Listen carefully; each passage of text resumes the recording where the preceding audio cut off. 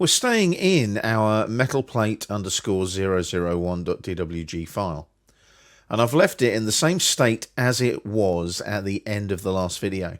Just make sure though that you have deselected your hatch pattern. Right now the hatch pattern is selected. We're in the hatch editor tab. Just hit escape a couple of times just to make sure that that is not selected and we're not using the hatch editor at this point in time. Now in this video we're going to take a look at placing a gradient fill. So we're going to go to the layers panel, click on the flyout, and you can see we have a gradient fill layer. Click on it like so, make it the current layer. Now the reason that you have a gradient fill and a hatch on different layers is so that you can switch them on or off, or freeze them or thaw them on their own layers. That way it just makes sure that you've got a bit of organization to your layer management in your drawings. Now, a gradient fill is a hatch, but it uses color rather than a crosshatch, as you can see on the screen at the moment. So we go to the Draw panel on the Home tab on the ribbon, click on the flyout and select Gradient.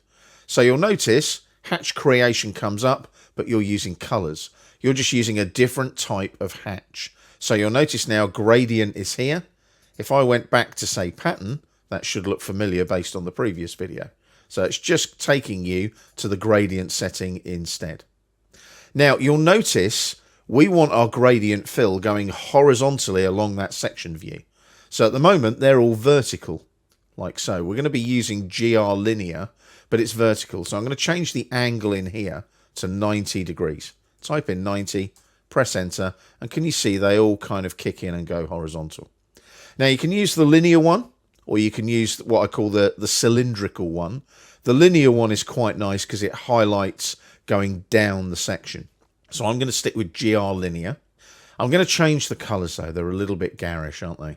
So I'm going to click on blue and I'm going to go with a nice palish grey, and then click on yellow, and then I'll go with a nice palish blue to give a nice metallic kind of hint to our metal plate. Now, here's the thing. You now place your gradient fill using exactly the same workflow as you would a hatch pattern. So make sure you use pick points. Click on pick points in the boundaries panel on the left. And remember, options, do not create separate hatches. Make sure that is off, which it is at the moment. And then we go here. Can you see? Click, click, click. Those three places there.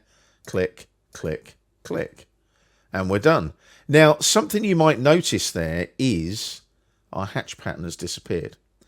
Let's click on Close Hatch Creation. Now, something a bit weird has happened here. Our gradient fill has gone on top of our hatch pattern. We can still see our hidden detail lines, indicating the holes through the plates. And if I hover there, you can also see the hatch on the hatching layer. What we need to think about there is how we display the gradient fill and the hatch pattern. And we're going to look at that in the next video.